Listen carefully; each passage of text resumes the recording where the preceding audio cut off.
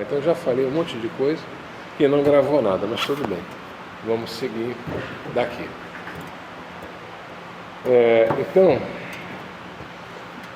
eu vou trazer para vocês 4 historinhas. E a gente vai conversar um pouquinho sobre essas histórias. A primeira história é de Sócrates, filósofo grego, que viveu 2000 anos, mais ou menos, antes da chegada de Cristo. E Sócrates tinha lá os seus seguidores, né, seus pupilos, e um desses pupilos de Sócrates foi até o templo de Delfos, onde mora a Pitonisa, para que ela está numa boa, começa a falar, todo mundo dorme, inclusive ela, né?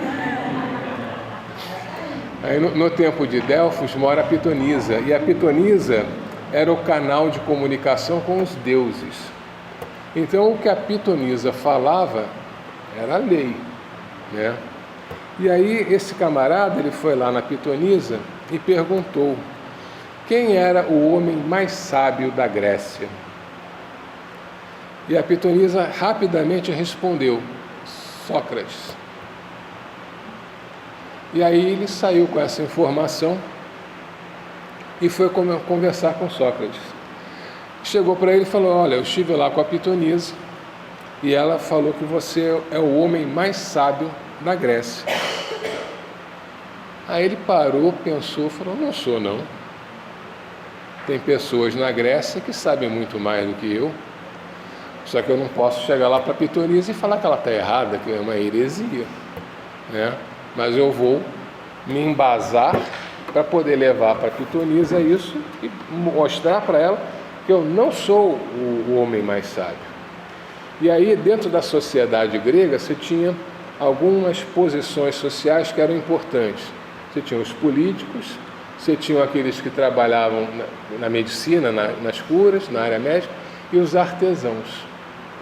Então ele foi procurar um político, um médico e um artesão para conversar com eles, para ver se eles tinham um conhecimento maior que o dele, né? E chegando lá, ele constatou que, falando com o político, conversando sobre política, ele, Sócrates, não entendia nada, e que aquele cara tinha muito conhecimento de coisas que ele não conhecia, né? E falou: então, eu não posso ser o homem mais sábio do mundo, porque eu não entendo nada das questões políticas, né? Mas aí, continuando a conversar com o médico, com o político, ele começou a falar da parte dos artesãos, na parte dos médicos, e o político tinha coisas a dizer também sobre medicina, tinha coisas a dizer sobre o artesanato, e sobre qualquer outro assunto que ele abordasse, o cara tinha um conhecimento amplo de tudo. Mas algumas coisas que o cara falava, ele: não, isso na verdade não é assim, né? E aí foi falar com o médico, aconteceu a mesma coisa. E foi falar com o artesão, e foi a mesma coisa. E aí ele voltou para sua casa e falou: realmente, a Pitonisa estava correta. Eu sou o homem mais sábio da Grécia, porque aparentemente eu sou o único que sei que eu não sei nada. Porque todo mundo acha que sabe tudo, né?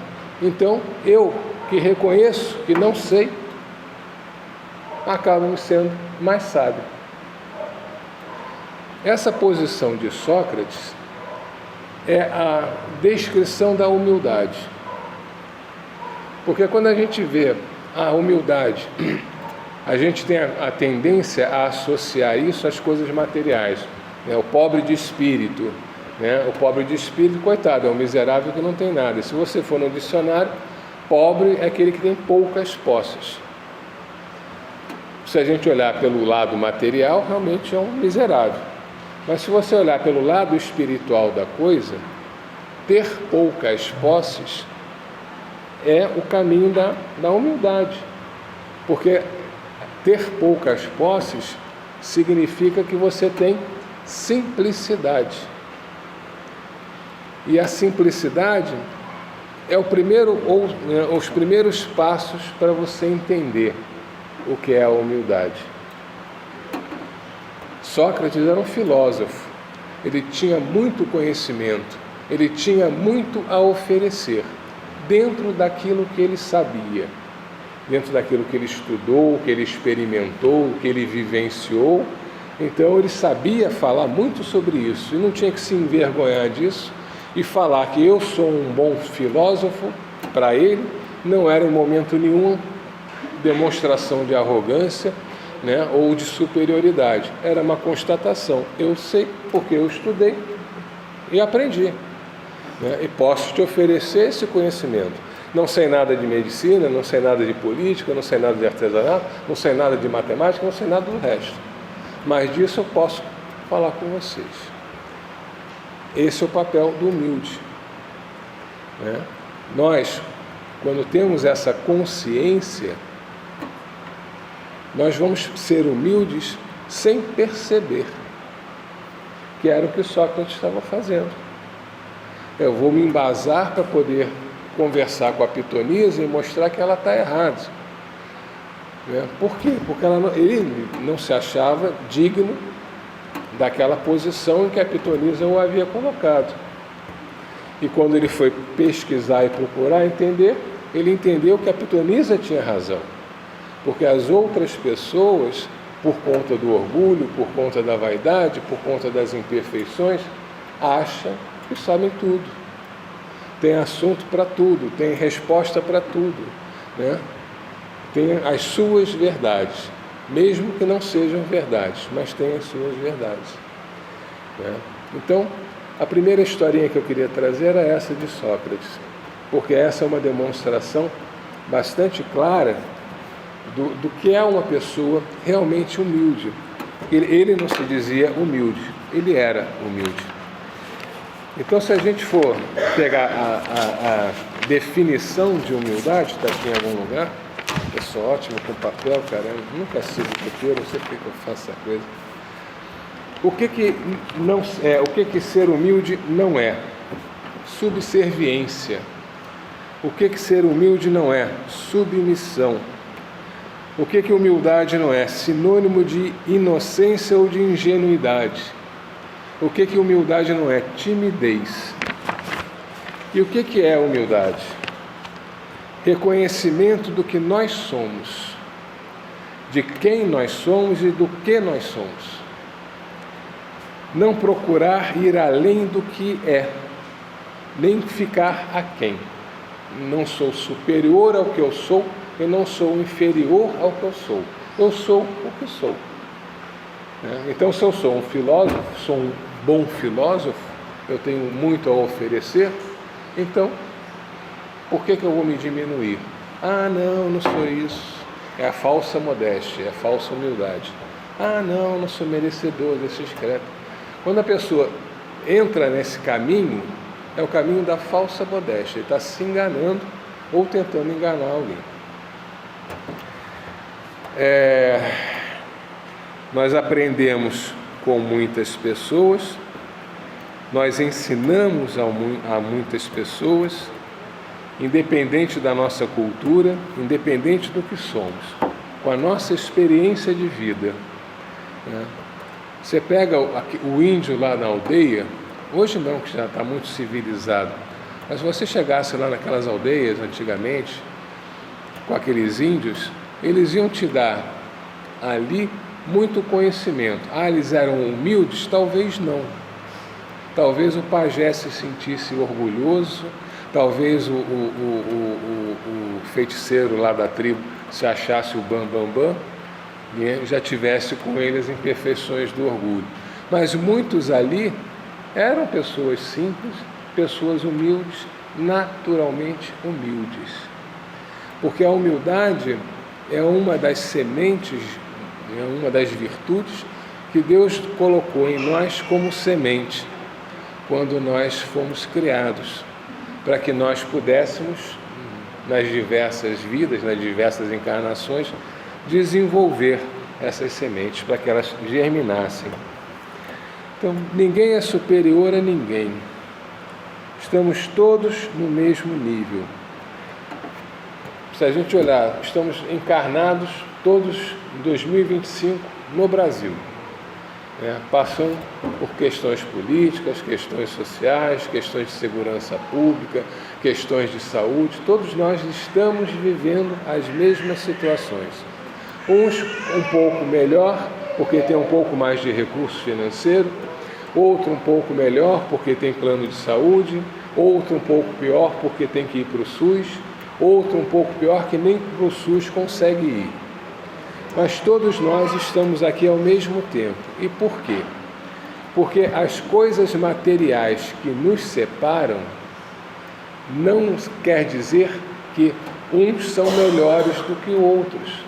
Nós estamos aqui porque nós, como espíritos em evolução, estamos muito parecidos. Eu sou um pouquinho mais humilde, menos orgulhoso. O outro é um pouquinho mais orgulhoso, portanto, menos humilde. Mas ele tem outras qualidades que eu não tenho.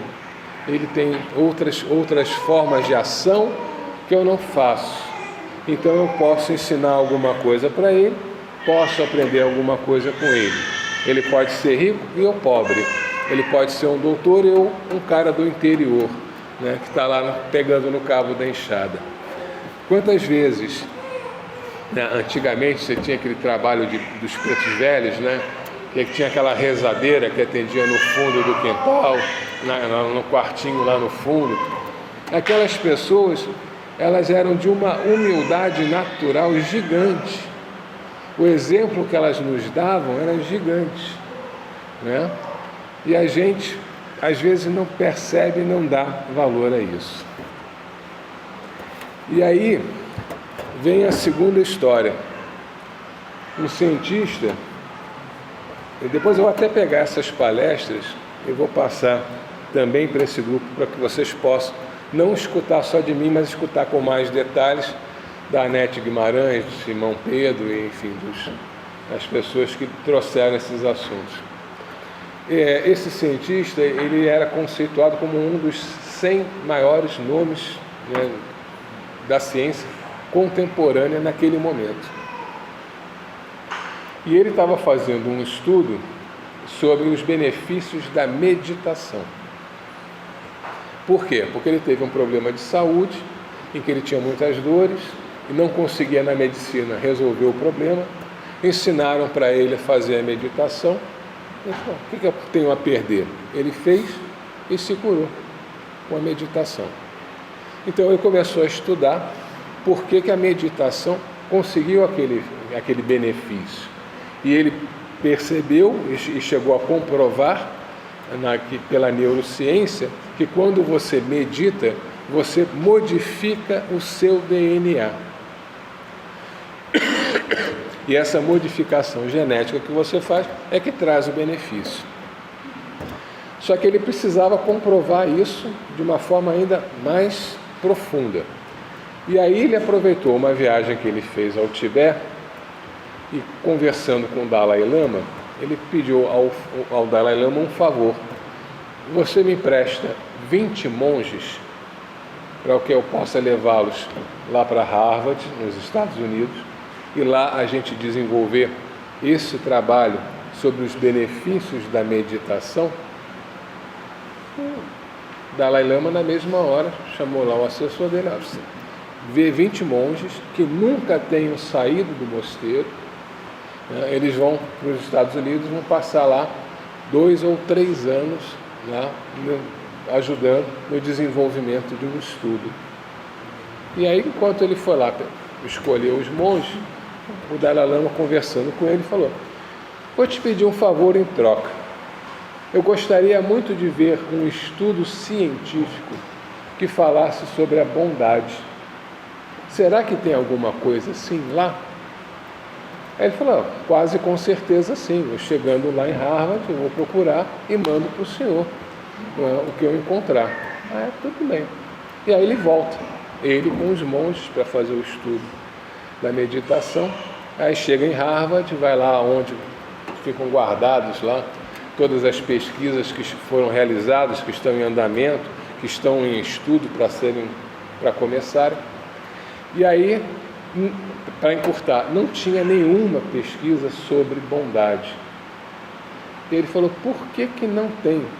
E aí o cara explicou, porque bondade é estudada não cientificamente, ela é estudada pela sociologia, é estudada pela antropologia, porque isso não são coisas que nascem conosco, isso são coisas que nós criamos, são comportamentos aprendidos. E a ciência não estuda comportamento, a ciência estuda o que faz parte do ser. Ele parou, pensou, falou, não, mas eu acho que a bondade nasce com a pessoa. Então, se não tem nenhum estudo, eu vou fazer. E aí ele pensou, como é que eu vou fazer um estudo sobre a bondade? Para provar que não é um comportamento aprendido.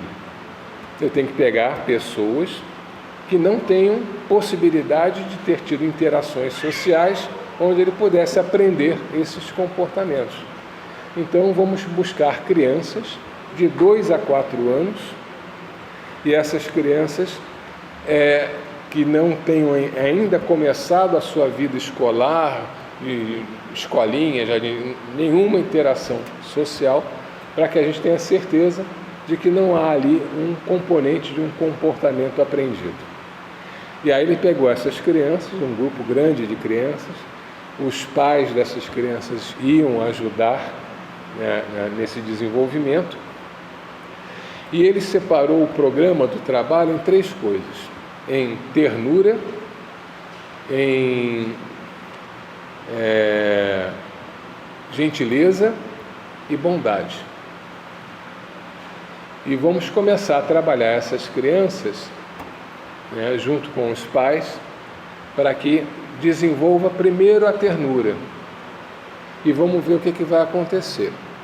E eles iam escaneando a cabeça das crianças, né, para ver as partes dos cérebros que estavam sendo atuadas, que estavam se desenvolvendo e tudo mais. Então fizeram todo o acompanhamento dessas crianças. Então o que eles faziam? Eles pegavam essas crianças, ficavam lá tipo assim um dormitório por algum tempo, né? E aí desse dormitório eles levavam por uns corredores até chegar lá no local onde iam ser feitos os testes. E quando eles iam passando nesses locais, pessoas programadas cruzavam com as crianças, e um deixava cair um livro, outro tropeçava, outro não sei o que lá, né? Criando situações para ver como as crianças reagiam. As primeiras vezes, no primeiro mês, as crianças nem notavam essas pessoas. E aí eles combinaram com os pais: em casa, vocês vão fazer o seguinte com as crianças: quando ela estiver lá distraída, aí você começa a gemer, ai, ai, ai, estou com uma dor de cabeça, pega um copo d'água para mim. E a criança vinha sem entender nada, ai, ai, estou com muita dor de cabeça. Aí a criança pegava a mamadeira e oferecia, pegava o brinquedinho e dava, porque quando ela chorava, é o que a mãe fazia, dava a mamadeira, dava o brinquedinho, né? Ficava acariciando. As crianças iam e começaram a fazer a mesma coisa. Com 3 meses fazendo isso, as crianças já passavam por esse corredor indo lá para a área de estudo, e quando alguém deixava cair um livro no chão, a criança ia lá, corria e pegava. Se alguém tropeçasse e caísse, a criança ia lá para tentar ajudar. Espontaneamente, isso começou a surgir nas crianças. Passados 6 meses, quer dizer, com esses 3 meses, os exames neurológicos começaram a indicar um início de uma manifestação no pré-frontal, no cérebro das crianças, no pré-frontal. Com 6 meses, essa coisa se consolidou no cérebro. Então, qualquer coisa, aquilo acendia, o cérebro acendia, e a criança demonstrava aquela ternura e aquela gentileza. E aí o que eles fizeram? Eles colocaram um novo personagem, um personagem ruim, um vilão. Né? Para quê? Para fazer medo às crianças. Né? Então, as crianças passavam, né, resmungavam, faziam cara feia, né, tentava correr atrás, assim, para assustar as crianças e tal, não sei o que lá, parará, parará. Quando as crianças chegaram nesse estágio, que já estavam ternas e gentis, aí eles fizeram o seguinte teste: pegaram os vilões, botaram nesse caminho, e aí o vilão deixava cair o livro, o vilão tropeçava, caía, e as crianças iam lá. Aí depois eles foram perguntar: você conhece aquele senhor que deixou cair o livro? Ah, conheço. Ele é uma pessoa boa? Não, ele é uma pessoa muito má. Por quê? Porque ele faz isso, faz isso, faz isso, faz isso. E o que aconteceu com ele? Ah, ele tropeçou e caiu. E você correu para ele para quê? Ah, para ajudar. Por quê? Porque ele precisava. Mas por que se você não gosta dele? Porque sim.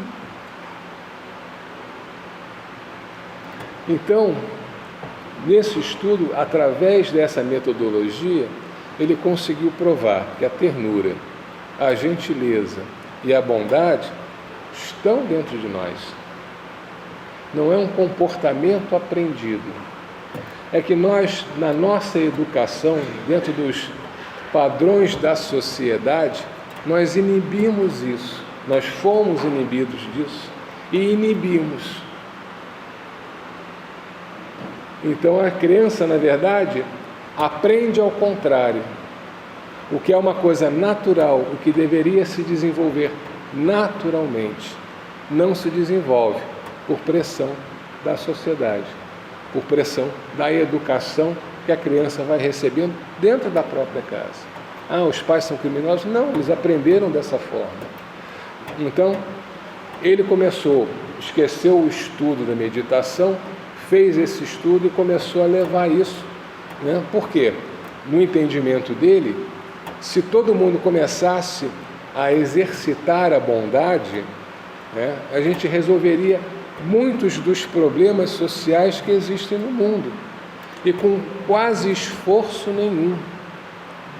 Né? E aí ele caiu do 100º para 200º e hoje está lá na rabeira do interesse lá dos cientistas respeitados. Porque não há interesse da parte deles. Tá? Então, esse camarada conseguiu provar que a bondade faz parte de nós. Voltando para a humildade. A humildade é um comportamento aprendido ou faz parte de nós? Faz parte de nós. Porque uma pessoa que é humilde, qual é uma principal característica de uma pessoa humilde? Ela é simples e boa. Então, nós precisamos nos tornar humildes. Nós precisamos exercitar a bondade. Aí vem a terceira historinha.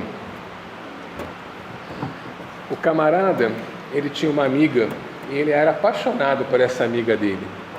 Mas a menina não dava importância para ele, né? Mas ele também nunca tinha se declarado. Mas estava sempre lá junto com a menina e tal, não sei o que lá, parará. Era o melhor amigo da menina. E aí um dia a menina saiu com o camarada, com quem ela se apaixonou, engravidou do camarada, e aí o camarada deu linha na pipa, né, e largou a garota grávida. E aí ela falou: não, abortar eu não vou, né, mas como é que eu vou fazer para criar essa criança sozinha? Aí ela lembrou do amigo dela. E ela desconfiava que o amigo dela tinha uma quedinha por ela. Claro que ela sabia, né? E aí o que ela fez?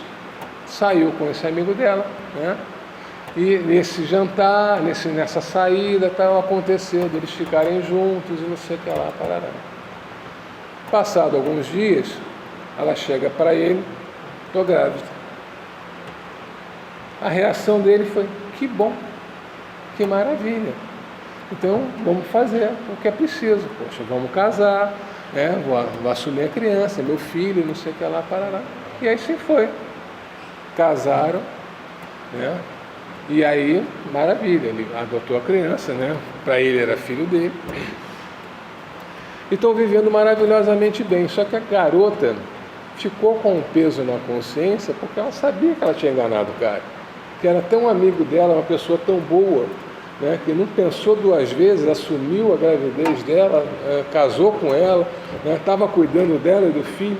Um belo dia a consciência pesou tanto que ela chegou para ele e falou: olha, eu tenho que te confessar uma coisa que vai mudar completamente a nossa vida. Ele: o que é? Esse filho não é seu. Eu já estava grávida, sabia que estava grávida, saí com você para que você assumisse a paternidade do meu filho. E parou. Tá bom.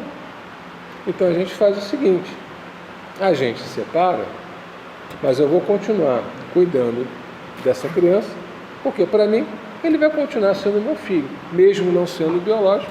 Ele é meu filho, eu tenho amor por ele e tudo mais, sem problema nenhum. A garota não entendeu nada, né? Porque qualquer um de nós aqui ia ter uma reação completamente diferente. O cara aceitou a traição, aceitou ser enganado, aceitou tudo e continuou cuidando da criança. Simplesmente se separou fisicamente, saiu da casa lá da menina, né, para viver a vida dele, mas continuou amigo da garota e continuou cuidando da criança. O que é isso? Alguns falam: pô, isso é um ignorante, isso é um maluco, não sei o que. Não, é o cara bom, é o cara humilde. Por isso que eu falo que a gente não tem ideia do que é de verdade ser humilde. Porque aqui tem alguém que agiria dessa forma. Levanta o dedo, por favor. Ninguém. Oi? A pessoa te trai dessa forma. A pessoa... Não, mas ele encerrou qualquer relacionamento de marido e mulher com a garota. Continuou sendo cordial com a menina. E continuou criando aqui. E não falou nada. Não botou o dedo na cara, não discutiu, não falou nada. Aceitou aquilo numa boa. Por quê? Porque na cabeça dele, ele entendeu que ela estava naquele problema, não sabia como ia resolver, fez escolhas ruins. Tá, tudo bem. Vira a página e vamos seguir em frente.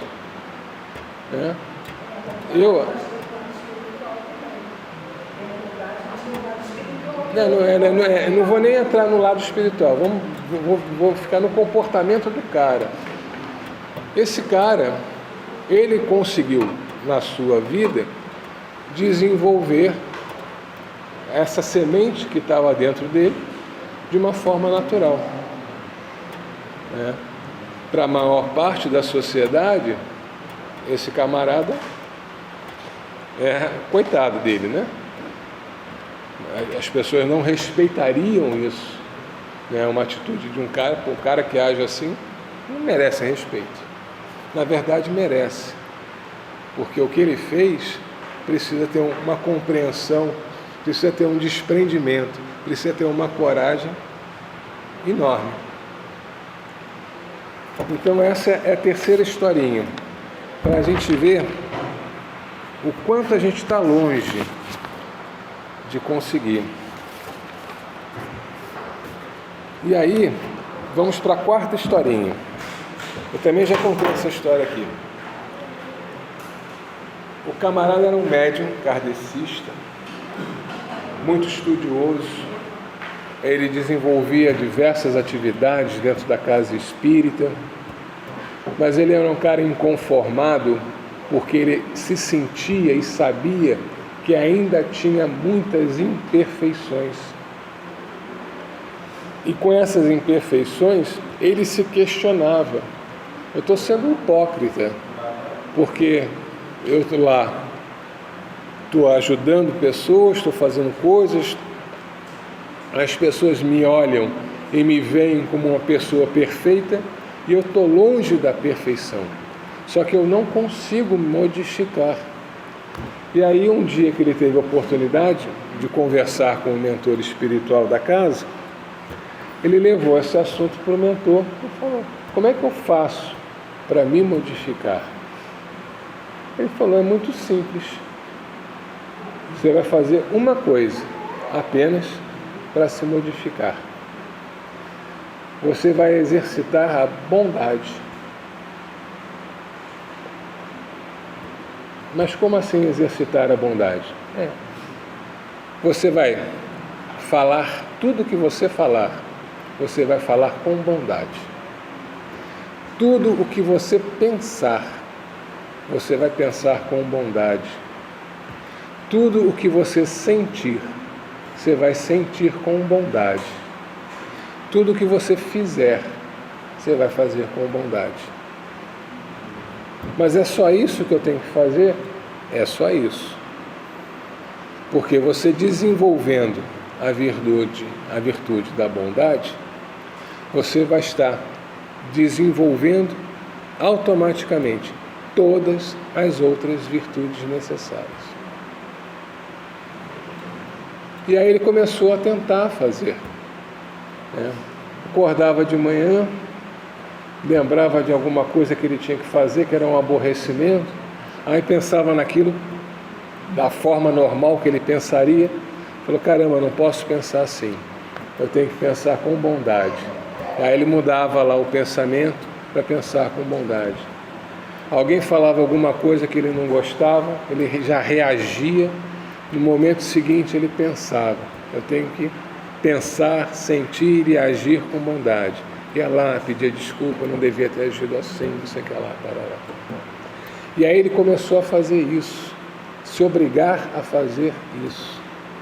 E conforme ele foi se obrigando a fazer isso, ele foi se acostumando a fazer isso. E conforme ele foi se acostumando a fazer isso, ele começou a acreditar nisso. E aí quando ele menos percebeu, ele era uma pessoa que estava desenvolvendo, já bem avançado no desenvolvimento da bondade. E aí ele parou e pensou, quando alguém falava alguma coisa que me aborrecia, eu tinha que ser tolerante para não brigar com aquela pessoa. Então, se hoje eu consigo ser bondoso, é porque eu aprendi a ser tolerante. E aí ele foi vendo todas as imperfeições que ele se queixava e tinha, do egoísmo, da vaidade, do orgulho, e ele percebeu que para conseguir ser bom, ele foi se libertando de cada uma daquelas imperfeições que ele trazia. Então, desenvolver a bondade, lá na segunda história, foi provado cientificamente que o nosso cérebro, ele vai mudando conforme nós vamos aprendendo.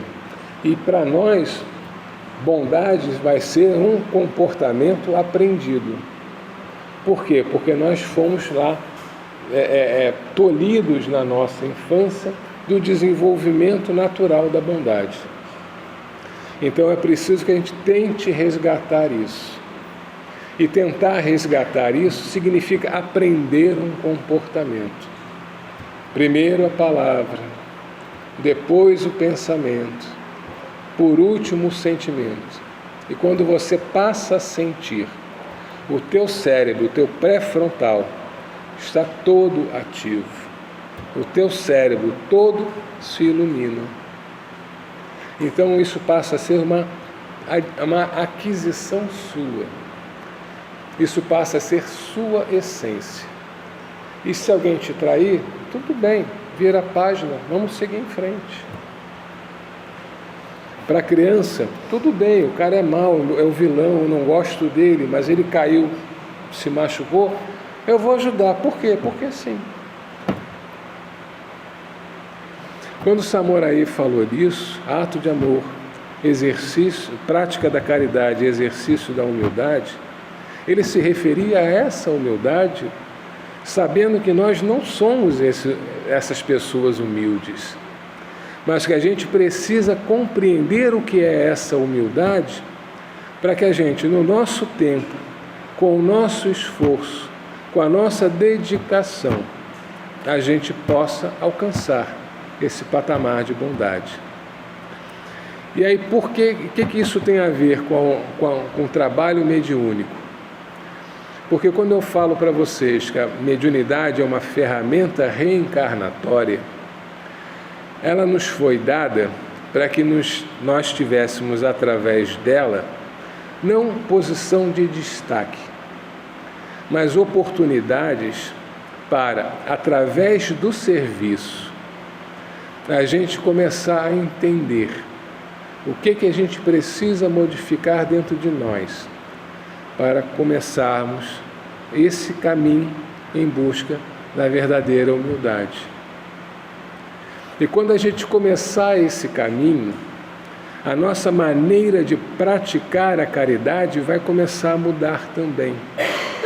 Porque a gente vai começar a ser mais tolerante, mais compreensivo, mais amigo, menos orgulhoso, menos vaidoso, ter menos necessidades, ter menos vontades e passar a ter mais simplicidade. Então nós vamos nos entregar ao trabalho de uma forma completamente diferente do que a gente faz hoje. O que a gente está fazendo hoje está tudo errado? Não. A gente está tentando. Mas a gente está tentando, às vezes, meio aos trancos e barrancos, sem muito norte, né? Tentando com o que a gente sabe, com o que a gente aprendeu, com o que a gente trouxe da nossa educação da infância, do que a gente traz das experiências do nosso trabalho, da nossa convivência social, né? E no momento que alguém chega e aponta um caminho, fica mais fácil para a gente dirigir o nosso esforço, para a gente tentar compreender aquilo de uma maneira diferente. Então, essa humildade que a gente precisa procurar, talvez na próxima encarnação a gente alcance. A gente vai começar a entrar agora na fase da palavra. Então a gente vai começar entendendo como eu devo me comportar, a falar de forma diferente. Isso é hipocrisia? Não, sou eu tentando me melhorar. Não é hipocrisia, né? E se eu sou pós-graduado, se eu tenho pós-doutorado, se eu tenho não sei o que lá, não sei o que lá, eu não tenho que ter vergonha disso e achar que isso vai me impedir de ser humilde. Muito pelo contrário, você tem muito mais a oferecer. A questão é a forma como se oferece. Uma vez essa Anete Guimarães, acho que foi a Anete Guimarães, que estava falando numa palestra da caridade, em que você vai, junta aquela cesta básica para doar para as pessoas que necessitam. Só que, poxa, você não pode sair dando cesta básica para todo mundo que diz que precisa. Então, o que os centros fazem? Tem lá uma parte de assistência social que faz uma entrevista com a pessoa que está querendo receber, né? Então pergunta: você está desempregado? Estou. E seu marido? Não, meu marido trabalha. Você tem quantos filhos? Tenho 4 filhos. Tá. Algum trabalha? Tem um que trabalha, não sei o que. Qual é a renda familiar? Alguns vão te pedir atestado de pobreza. Então a pessoa que está necessitada, muitas vezes precisa se humilhar, passar por todo um processo seletivo para provar que você é merecedor de ganhar aquela cesta básica. Desculpa, essa caridade ajuda, porque a pessoa está com fome. Mas aquela pessoa que está se humilhando para poder ganhar a cesta básica, de repente aquilo está servindo para ela como uma forma de transformação. Ou ela vai se tornar uma pessoa muito recalcada por conta disso, ou ela vai compreender, virar a página e vai evoluir. Mas quem está fazendo aquelas pessoas passarem por essa situação não está evoluindo. Então, o que é a caridade de verdade? E a gente vai conversar sobre essa caridade na próxima vez, tá? Até a gente chegar lá no amor incondicional, para a gente entender por que o Samurai falava isso. Até a gente entender o que é o ato de amor, que ele ali fala, né? Então vamos entender o que é essa humildade, vamos entender o que é essa caridade, vamos entender esses estágios da palavra, do pensamento, do sentimento, né? Para que a gente possa tendo esses valores na mão, não vamos fazer a mágica da noite para o dia. Vai a gente começar a investir em nós mesmos, para que nós possamos nos transformar. E a oportunidade que esse centro nos dá é de nos colocarmos a serviço, para com os erros dos outros, com os exemplos dos outros, com o atendimento aos outros, a gente perceber onde estão as nossas falhas, o que a gente precisa e pode fazer para que possamos nos tornar melhores. Tá? Então, já falei pra cacete, essa é a primeira etapa. E depois a gente vai entender quando o samurai fala: quem busca algo diferente disso, perde o seu tempo. A gente também vai entender o que ele quer dizer com isso. Né? Por que a gente perde o tempo? Né? Então, é esse o nosso estudo, é isso que a espiritualidade está nos pedindo, para que, com esses valores, a gente estabeleça em nós uma rotina de doutrina, para que a gente vá se doutrinando. Que nem a gente doutrina o obsessor, né? Vai incutindo novas ideias para tentar tirar aquele obsessor daquele caminho que ele se colocou, nós vamos passar.